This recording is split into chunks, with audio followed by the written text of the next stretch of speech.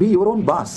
இனிமையா கல்யாணம் ஆகி செட்டில் ஆயிடுச்சா, 2 பேரும் சேர்ந்து உழைச்சி உங்களுடைய சொந்த நிறுவனத்தை கட்டமையுங்கள், உருவாக்குங்க. தயவு செஞ்சு இன்னொருத்தருக்கு வேலை செய்யாதீங்க. சொசைட்டில அடுத்து வர லேட்டஸ்ட் ட்ரெண்ட் என்னன்னா, கணவனும் மனைவியும் சேர்ந்து உழைங்க.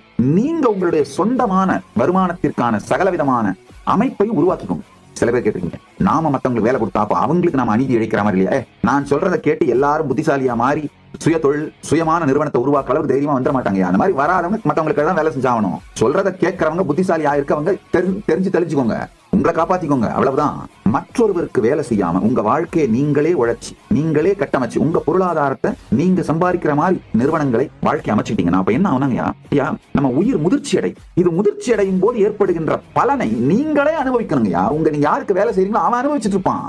நீங்கள் அடையும் முதிர்ச்சியின் பலனை நீங்களே அனுபவிக்கணும்னா சுய தொழிலோடு இயங்குங்கள். இப்ப என்ன ஆகுதுன்னா, சொசைட்டில அடுத்து வர லேட்டஸ்ட் ட்ரெண்ட் என்னங்கயா, 1000